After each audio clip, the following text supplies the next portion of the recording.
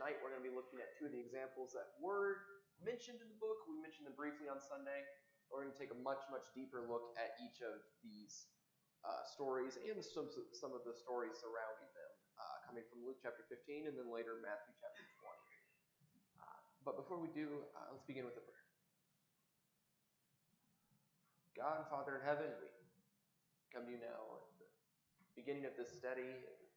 Thank you for the opportunity for us to gather together as children of you, to be able to study more about your word, to be able to further learn more about what you want us to do with the amazing gift that you gave to us, which is your grace, to solve for us the issue that we were never able to solve for ourselves.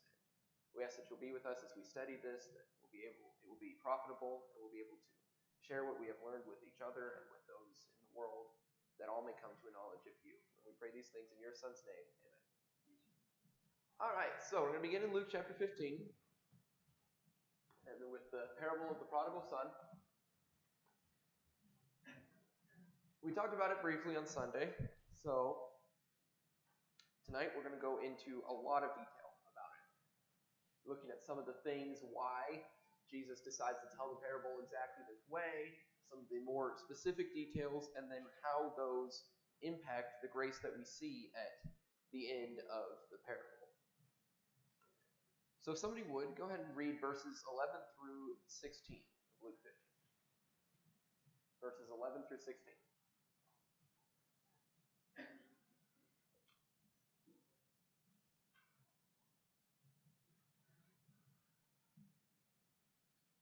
Don't everybody read all at once.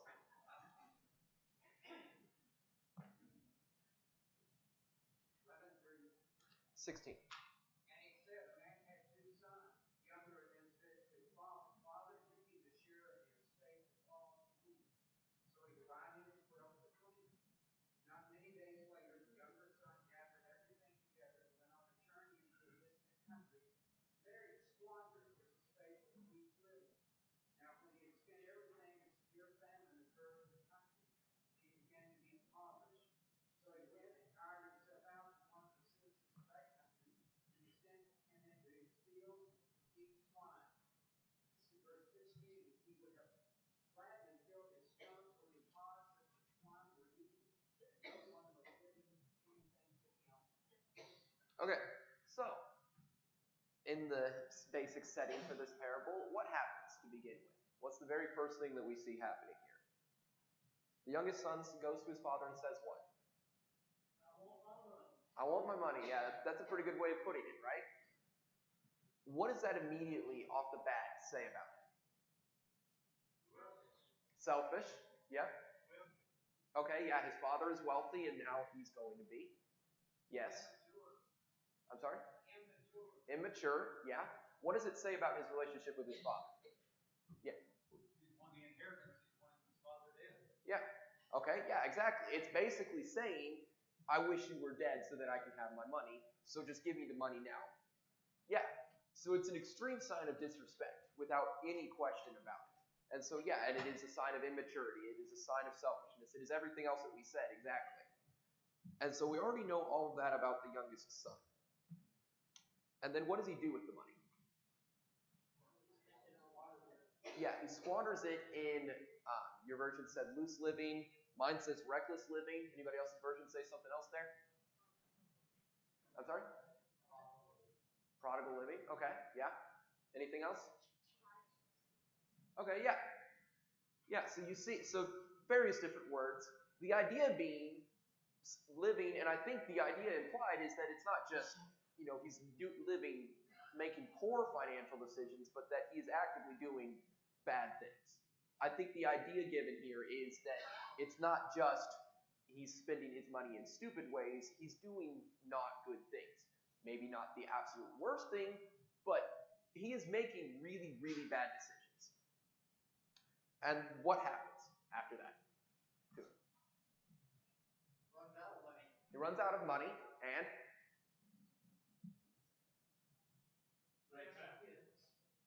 famine hits. Yeah. What did you say?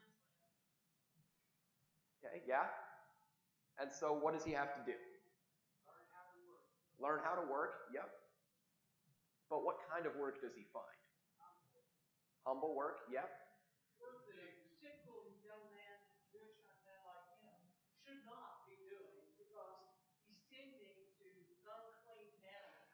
Yeah, to pigs specifically, which is, for whatever reason, the absolute worst of the unclean animals in the Jewish eyes. And so he is at the lowest possible point that he could really end up being, I think would be fair to say, right? Well, it can also be a little bit lower. Okay. Because who typically is going to own these pigs? Is a Jew going to own a bunch of pigs? No. So he's hired himself out to a Gentile to go out and feed his pigs. You see what I'm saying? Yep. Now you're painting a picture, and it's getting darker and it's getting darker. Someone that his people would have looked upon as less than. That's who this boy is working for. Exactly, yeah. And you can actually see that hinted at in verse 13. He says he goes into a far country. So he's nowhere near his own country. And then again, it specifies, verse 14, a severe famine arose in that country. Verse 15, he hired himself out to one of the citizens of that country. And so Jesus is actually going out of his way to point out that he is not in the Jews' normal land, that he is not with his countrymen. So yes, you're absolutely correct on that. When you get down to it, what is a pig good for? Just to eat. Yep. Right? They smell and they destroy everything around. You're not going to eat them while you have them. Exactly. Whoever owns these things are going to eat them. Right. Not going to eat you. Yeah, exactly. They are a symbol of idolatry. Exactly. Absolutely correct. And so he's in this horrible point in his life. And then what happens? Somebody read verses 17 through 19. When he came to himself, he said, how many hired servants of my father have bread enough and to spare, and I perish from hunger?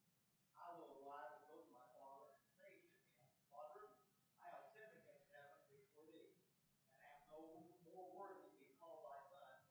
Make me as one of thy hired servants. Okay, so verse 17, what's the realization he comes to? Okay, yeah, he ain't gonna make it. Yep. Yeah, he perishes here with hunger. But what is it about his father's house that he realizes? Even the lowest servant had more food than what he does right now. Yeah, absolutely. Which says what, by the way, about the land of Israel, for lack of a better term in the parable, and for the father's continued prosperity even after dividing the inheritance. What does it say about it? Yeah, he's still prosperous, which means in that land, what? There's no famine there. Yeah. So there's the implication that he has left a land of plenty voluntarily to go to a land where God is not blessing it because they are not God's people, right? All of these layers that Jesus is adding on to this parable to make you realize how terrible of a decision that the young man has made. And so what is his proposition? What is his plan? Go back to his father and take him back in. Yep. Yeah, take him back in just as what? A servant. Doesn't even, I don't belong to as your son anymore. Yeah. One of the things we mentioned up front was he asked for his inheritance. And that's a sign of disrespect. But here we get to the end of this, but he has a realization, even though he's been disrespectful, even though he's had that attitude toward the father, he still understands clearly why does he think he can go back? Mm-hmm. Why does he think that? There has to be a reasonable thing in his mind that my father will be compassionate and at the very least I'll be able to do something. It's the idea that, and it even says it, keep his senses. And, and I know you'll get to this, but the takeaway for this is, because maybe we don't go as far as this young man did. But this young man hit a rock bottom. He bottomed out, and we all do that. We'll hit a bottom where we realize the pain I'm in right now is worse than what I'm going to have to go through today. So I'm going to walk away from this and go back to the thing. If the humility and go back to the Father. He's going to have to say, I'm wrong. And all those things, but yet he's willing to do that because he knows the Father's compassion. Yeah, absolutely correct. Yeah, and that is a brief version of everything else we're going to keep going through in this class. Yeah.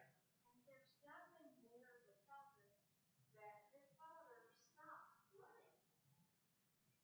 And so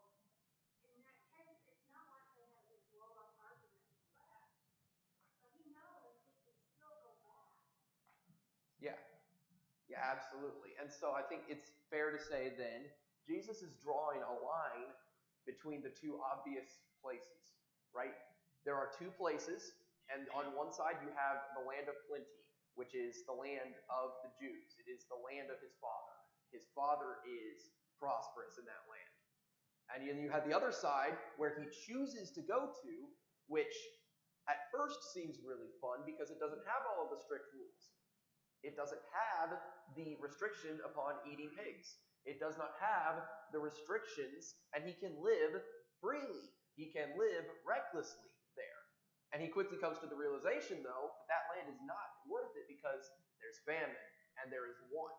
He has not the plenty that he did in his father's land. And so there's a very clear divide there. But continuing on that, and I saw your hand, I'll get to you. You have then his father, the way that he is treated by his father, and that he knows he will be treated even when he comes back, versus how he is treated in that land where, he is hired as a servant, sure, but what happens? He would even eat just what the pigs would eat, but he's not even given that. And so there's a really strong contrast that is drawn in every single aspect of this story. Yeah. Yeah, what you see here in verse 16 is regret, right? Mm-hmm. Where I'm at. See, regret's not enough, is it? Regret does not help you. Regret keeps you stuck in the same mud puddle that you're in. Verse 17, you see repentance. First in the story, he's moving away from his father. He's going away. Right here, guess what he's doing? He is changing direction. He's going back to his father. There's where you see repentance. Look at what I've done, and he's apologizing to his father. Yep, absolutely. And so when he's going back, and we're about to look forward and see what happens when he does go back, but yeah. There's no love in this foreign country. Yes, exactly. Exactly. This is not God's country. Exactly. But one of the really key things, before I get to you, is that when he is disrespectful to his father and asking for his inheritance, and then he throws away the inheritance, in the process, he has thrown away the birthright.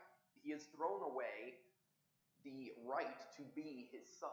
That's part of the key of why he gets to that point where he is not worthy to be his son. And that acceptance of that is the realization of having taken the inheritance and thrown it away. Yeah. This shows that the Father's a good man, but I would suggest also a godly man if you read God's word, which I would assume he would have been. You know, to help take care of others and stuff like that. You contrast it with this farmland. They have no care for nothing with it, and it appears as if no conscience toward how you should treat others. Absolutely, yeah. Somebody go ahead and read verses 20 through 24. Let's see how his plan gets carried out. So he got up and came to his father. While his father was still a long way off, his father saw him and felt compassion for him, and ran and embraced him and kissed him. And the son said to him, Father, I have sinned against heaven and in your sight. I am no longer worthy to be called your son. But the father said to his slaves, quickly bring out the best robe and put it on him. Put a ring on his hand and sandals on his feet. Bring the fatted calf, kill it, and let us eat and celebrate. For this son of mine was dead and has come to life again. He was lost and has been found, and they began to celebrate. Thank you. Yeah, so let's contrast then the emotions and what we're seeing, the reaction from the father, with what we're seeing from the son and his planned thing. So what's the father's reaction? This is a good example of how one little word sways a lot. But it says he ran. In this culture, hopefully adults did not run. Mm-hmm. So for him, kind of angry. Yeah, absolutely. Very much so. Yes. If you want to see where one word will make a difference, look at verse 12. I don't know how long I've read this and hadn't noticed it. Look at the last word in that verse. He says he divided this among them. Mm-hmm. The younger son was not the only one to get his inheritance that day. The older son got his inheritance also. Yeah. But look at the difference. Yeah, absolutely. Yep. And we're going to come back to that in a little bit here. Absolutely. Yep. But yeah. So what else is the father's reaction? The father was watching Mm-hmm. He probably knew from observation, and then when you live a longer life, you learn a lot of things, and you learn to watch. And he was obviously watching to see if his son returned. Yeah, absolutely, yeah. But what does he feel? Verse 20. He feels compassion. And then what does he do after running to him? When he gets to him, what happens? Yeah. So there's no waiting. He knows immediately as soon as he sees the son what has happened, right? You mentioned he's watching for him, but when he sees the son come back, he knows what it's taking for his son to come back to him. And so there's no requirement of apology or grudge or anything. Yeah. The main thing for me right there is the father knew his son when he was way, way, way off. Mm-hmm. That means our Father knows his children from way, way off. If we drift away, he still knows who we are. Absolutely, yeah. And so then verse 21, the son follows through on his plan, right? I have sinned against heaven and against you. I'm not worthy to be called your son. Everybody knows this fact, but he's saying it out loud to him.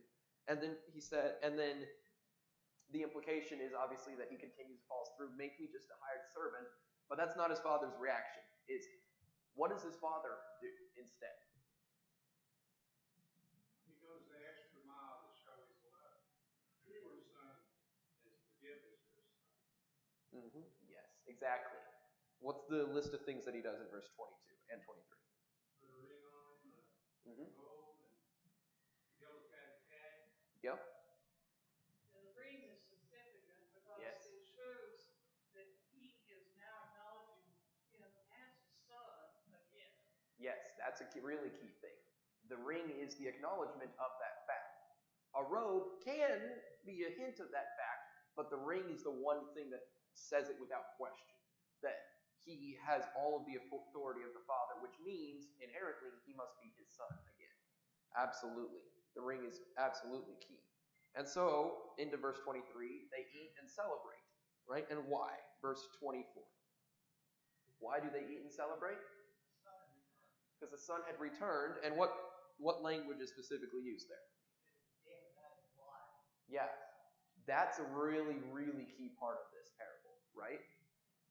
Understanding that when the son leaves, when he leaves to that land that is not God's land, that is not prosperous, and he lives that way, he is essentially dead to the Jewish people, to his father's house. But his return, it's like bringing him back from the dead. Yeah. Just as easily as that son went to that foreign land, the father could have went there and drug him home. He knew that wasn't going to be the answer. He had to find out on his own how good he had it, and let him come back on his own. A lot of times, as parents, when we see someone see our kids slip, we want to immediately drag them out of something. And this story isn't telling that. It's not saying that exactly. Yes, exactly. And so we see the contrast then between the two. And remember, this is a parable. Jesus is telling this as a parable. And so, then, what are these two lands representative of? The two dramatic contrasts, the land of plenty and the land of famine. My Bible refers to Ephesians 2:13, which means the scripture now is for the Jews and also for the Gentiles that have been far off. Mm-hmm. That's what the reference is in my thought. Yeah. Yeah, absolutely. Yeah. Well, he also used the opposites. He was lost, and now he's found. So Mm-hmm. he's looking at his, you could say, his spiritual condition.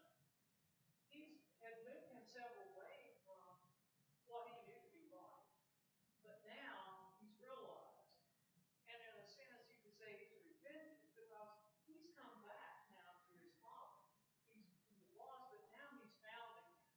He's back where he needs to be in a relationship with his father. Bingo, exactly. And so then, who does the Father represent in this story? God. Yeah, exactly. Which means God's house, God's land is, in his return to God's place, to God's people, what has happened? What is the change that has taken place there? Which he hints at when he says, dead but is now alive, lost but now found. What is that change? His spiritual state. Okay, yeah, his spiritual state has been fixed. He is now back in a relationship with God. He is with God. Which means then inherently, the reverse of that is being in a far off country is a non-related relationship with God. It's a non-existent relationship with God. And yet, God's response to when we return from that is what? You were lost. You're alive again. Lost If and you you're stayed back. you stayed in that situation, you would have been dead.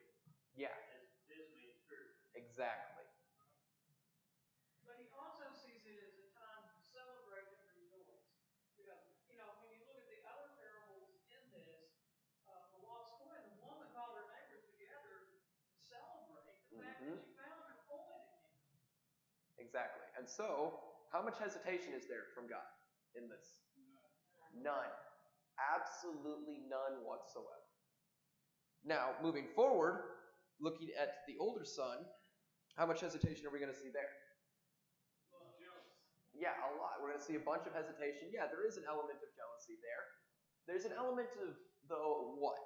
Let's go ahead and read it first, and then we'll answer that question. The question, though, of what is that? What is he feeling? What is his exact problem that he has with how his father is responding? Somebody read verses 25 through 32, through the end of the chapter. Now his older son was in the field, and when he came to approach the house, he heard music and dancing. And he summoned one of the servants and began inquiring what these things could be. And he said to him, your brother has come, and your father has killed the fattened calf because he has received him back safe and sound. But he became angry and was not willing to go in. And his father came out and began pleading with him. But he answered and said to his father, look, for so many years I have been serving you, and I have never neglected a command of yours, and yet you have never given me a coat, so that I might celebrate with my friends. But when this son of yours, who has defiled your well with prostitutes, you killed the fattened calf with it. And he said to him, son, you have always been with me, and all that is mine is yours. But we have to celebrate and rejoice for this brother of yours is dead and has begun to live, and was lost and has been found. Thank you.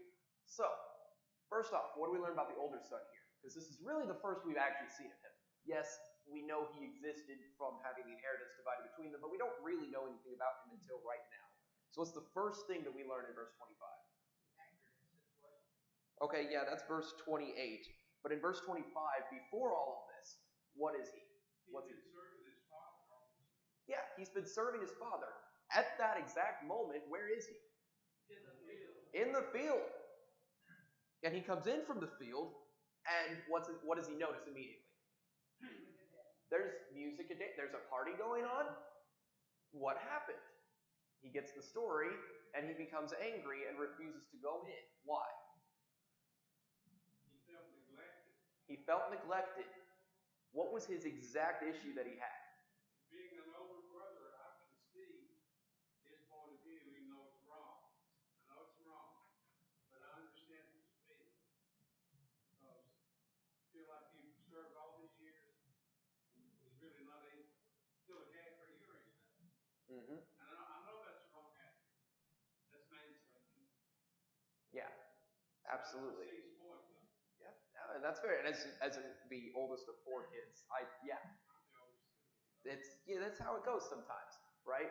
I watch Instagram reels, and so many of them are laughing about the difference between oldest, middle, and youngest child, and it's It's even stranger in my family because there's 4, so there's 2 middles, which really makes things weird. But anyway, yeah, that's his issue. His issue is, I've been serving you all of these years. You didn't ever let me throw a party. You never let me give something. What's the father's response? You bet everything I've had thrown at you. Yeah, everything I have is yours. Yeah. Verse 30, one note about that. If there was any question about what the son was probably doing while he was in a far-off country, verse 30 probably answers it for us. It could be hyperbole on the older brother's part, but the implications are there regardless. And then verse 32, though, after saying all that is mine is yours, what is the father's response? Why should they celebrate? Your brother was dead, and now he's alive again. Exactly. And it repeats. Yeah. He repeats the point. Again, he was dead and is now alive. He was lost and is now found. Jesus is telling this as a parable. In the story, of course, it makes sense that we would hear it twice. But we, as the listeners of the parable, don't necessarily need to have it told to us twice. Or do we? Repetition. There's a reason this gets repeated. Absolutely. Yes. I think for me, when I look at this, it almost slaps you in the face a little bit. I think about Matthew 20 in the hired service and how they went out and everybody got paid the same. The ones that got hired, the ones that never had. Why are we not getting more? Yeah, absolutely. And that's where we're going and next. That makes sense, right? It's like, I have put more in than you put in, and if you come back in at the end and you get the same idea, that's not fair. We're absolutely going to draw exactly that connection here. Yep, absolutely. So for me, like when we're looking at this, it's almost like it's written for the in the future and how we apply ourselves. And we're told to forgive one another because God forgives. And then you go back and look at this parable, and you're like, oh wow, we talk about consequences of sin. We talk about repentance. And you'll have to earn my trust. You're going to have to do these things. And I'm not disagreeing with that. But you really got to look at it and think, life is life. If I'm going to forgive like God did, I don't have the knowledge God has, but He wouldn't ask me to do a thing I couldn't do. So you really got to take a step back and think, oh wow, if I was the older brother, what would I do? Yeah, we struggle with exactly that thing. Todd. Okay. You can see his arrogance when he compared a goat with the fatted calf. The fatted calf is worth a whole lot more than a bunch of goats. So you can see he's very arrogant and all that compared to goats. Yeah, very much so. Yeah, absolutely. Yeah. Y'all know your curveball. Okay. What's this story about? Right? You know who the younger son is? Go back to the first part of chapter 15 and it will tell you who the younger son is. The younger son is the tax collectors and sinners.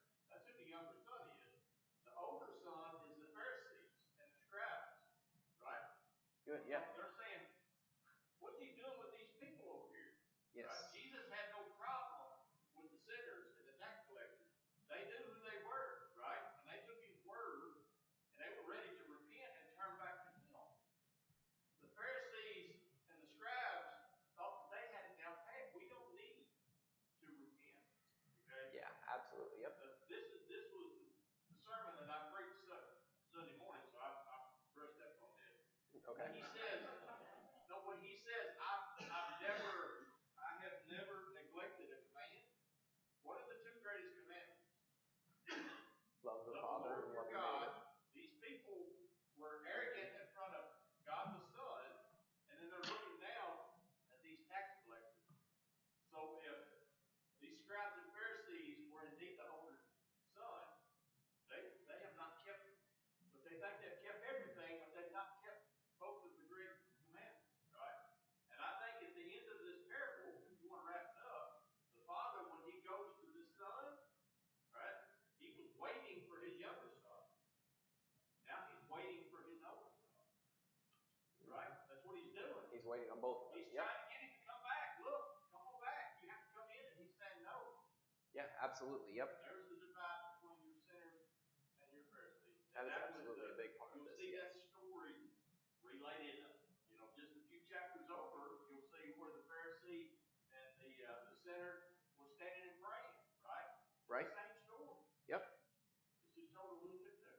Exactly, yeah. You look at the difference in verse 30 and verse 32. The older son says, your son that came back, this is your son, and the father says, this is your brother. Sometimes as parents, make people say, you know what your kids did today? Yes, yeah. No, this was your son, look what he's done. Yeah. And the father says, no, this is your brother. Yep, and so that makes it a very key thing for us to remember then when dealing with others, just like we were talking about on Sunday. You've got both sides of it. You have the person who needs to be able to forgive themselves and be humble and do all that, and then you also have the person who's been forgiven who needs to be able to forgive others. I'd like to get to Matthew 20.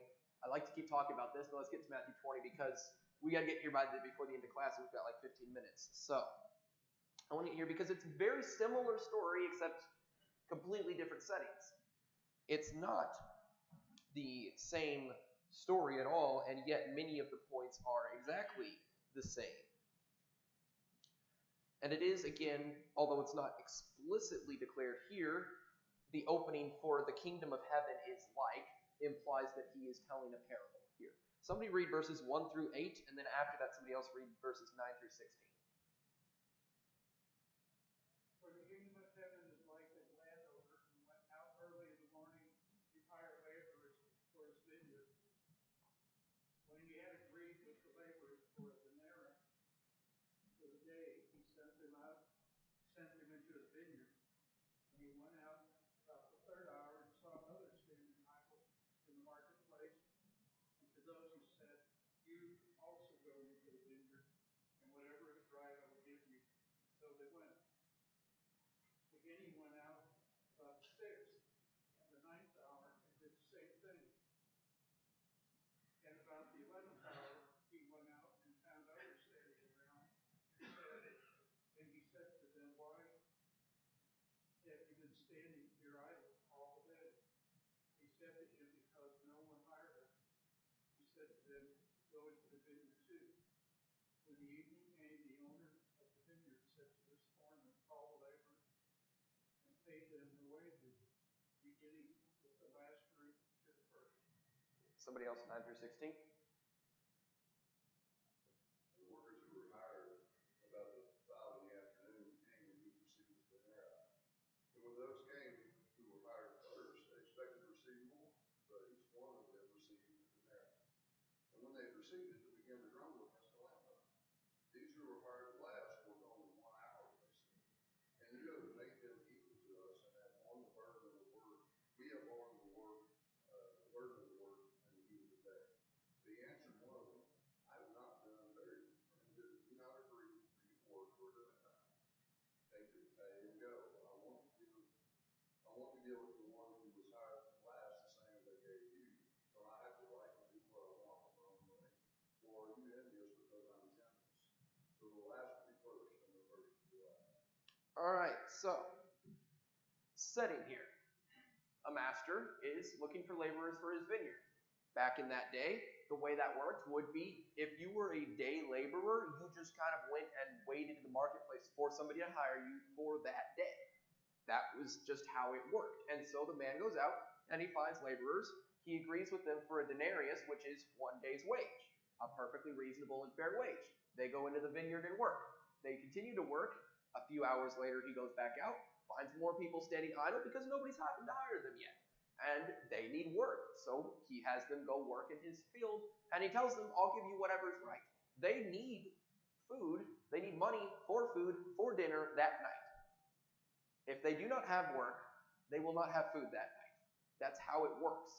And so he hires them and tells them, I'll give you what's right, and so forth and so on, all the way until the 11th hour, which is effectively 1 hour left until the end of the workday, because of sunset, and that was what ended the workday. And so then they all come to be paid. And he pays the first what amount? A denarius. Why is that an act of grace, of generosity? Because they've only worked 1 hour. Yeah, they'd only worked 1 hour, but why specifically is it so important that he gives them a denarius? That's what he agreed with. No, this is the last group. So this is the group he agreed to give them whatever is right. Wait, so why is that so important that what was right in his eyes was a denarius? Why is that amount specifically so important? Because they had agreed to that when he first hired them to go into the field. That's the first laborers he hired. These are the people who worked 1 hour. If he gives them less than a denarius, what happens? It would be fair still, right? Because they've only worked 1 hour. Yeah. He's talking about the kingdom of heaven. Mm-hmm. So he's describing what that's like. And the point of the parable is, it doesn't matter if you've labored in the kingdom 60 years or 70 years, or whether you're a baby in Christ and obeying the gospel yesterday, the reward is the same. Yes, that's absolutely the point. But the key with this story with grace is, if he gives them half a denarius, would still be more than what is actually owed them based on the amount of work they've done. Because they've done something like a sixth or even a 12th of the work that the other laborers have done. So half a denarius is already good, but why would that be an issue for the laborers who only worked 1 hour? Why would they have problems if he only gave them half a denarius?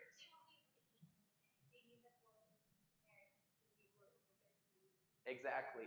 1 denarius is a day's wage, and there's no saving that. A day's wage was almost without fail enough to buy bread for that day and pretty much nothing else. So if he does not pay them the full denarius, they don't eat that day. Or somebody in their family is going hungry that day. Therefore, putting those together, why is it an act of grace that the man decides to give them a denarius, even though that's not what they actually worked for? They didn't earn it. They didn't earn it. Exactly. So it's unearned, and they really needed it. You see where I'm getting at there? It was really important to these laborers that they get that full denarius. Now moving forward then, to the group that worked all day long, that he agreed with, what amount? 1 denarius, which was a fair amount because that was a day's wage for a laborer. And what is their complaint? They worked all day long and they got the same thing. Yeah. Is that kind of a fair complaint? That's man's thinking. Yeah. In man's thinking, and it's to some extent, yes. You work harder, you should receive more. That is a reasonable line of thinking. So then therefore, what's the point that's trying to be made there? Yeah. The point makes to me, we cannot earn our way to heaven. And it doesn't matter what time we're saved, we all get to heaven by grace and not by earning our way to heaven. Now that's what I get from the story. Yeah. Yep. Without the Father's grace, when you work 80 years or you work 2 days, you have no hope. None of them would have got paid without the Father, without the landowner. Exactly. And so I think a lot of this, in fact, I would say almost the entire parable here hinges on one statement in verse 4. What he agrees with for those that he hires in the 3rd hour, which is implied that he also agrees with this for all that he hires after that as well. Whatever is what I will give you. Right. What is right by man's thinking based on that? If they got hired for 3/4 of the time, they should receive how much pay? 3/4. But what's really right? Because he gives them the right amount. 100%. Because they needed how much? 100%. That's why this is so significant. Because what is right for this master of the house is not what is most profitable for him here. It's not what is most fair by man's standards. It is that these men need that pay, and he is able to give it to them. And therefore, verse 15, his answer to the people complaining with him is, am I not allowed to do what I choose with what belongs to me? And then, or do you begrudge my generosity, is what mine says. And I like that reading. Begrudge. Do you begrudge my generosity? Think about that. First of all, for us if we're going to be the older brother, obviously. But think about what that means also for what he is doing for the people we'll call them the younger brothers in this scenario, combining the stories. Think about how significant that is. The kingdom of heaven is like this. So, who is the master? God. Who are those who worked all day long? We are, yes. Sinners. There's the answer I'm looking for. Who are those who was hired in the 3rd hour? Sinners. Who are those who was hired in the 6th hour? Sinners. Who are those who was hired in the 11th hour? Sinners. All of them are in the same boat. The workers in the earthly story needed the money. And all of us, sinners, no matter at what point we realized it, needed salvation. All in the same boat, and God chooses to give to all the same fair, not fair, but right wage. Yes? It's kind of interesting in verse 10, when he gave the 11th hour workers their denarius, 1st hour workers weren't upset. They were thinking, oh, well, we get more. So they were looking for a bonus. They weren't upset that these people got what they got. Now they're finding out that, well, I'm going to get more because I was here longer. Sometimes older Christians get the feeling the same way that I deserve a little more. Peter and John won first and second seats. We want more because we've done more. Good. That's a very good connection to make to the manly idea of position. Absolutely. Yeah. Another thing to think about is there was an invitation, and it required a response. They had to accept any rule. Good. The landowner could have just given the dinners to everybody if he wanted to. Yeah. There's nothing stopping him from that. But he didn't. They had to come out and do something. Yes. Even if it was not a fair work for the wage they were given, there was still a response required. Absolutely. Very good point. Yes. Yeah. This also proves, I think, that there's no degree of reward in heaven. Everybody gets the same. Yeah. Like the 1 hour will get less than the full day. Yep. Absolutely. So, yes, go ahead. And we need to remember who the master of the house is. Yeah. Very much so. Yep. That's a perfect segue into my last thought/question for us then, with our last minute. Put these two stories together, tie them to grace, to our studies in the quarter. How important is grace to those who received it? To the younger brother, to the older brother, and also to all of the laborers? Absolutely. Absolutely. Without it, they wouldn't have hope. No hope. I'm glad you used that word. Yeah. Spiritual application. We hope that we grow enough that what someone else gets, no matter what point of their life it is, it's not something that's going to affect us. And if we grow enough, we'll be glad that they got it before they died. Exactly. They get that hope and they took advantage of it. Absolutely. So, switching the parables terminology from earthly to spiritual, they received that hope, the grace, and what did it mean to those who received it also? Salvation. Salvation. What's their response that we see? Somewhat. It's more implied in these parables. But what do we see kind of as the response? What happens for the younger brother? They go and they have He was grateful. He's grateful, yeah. And the response is effectively a party. There is excitement and happiness over that.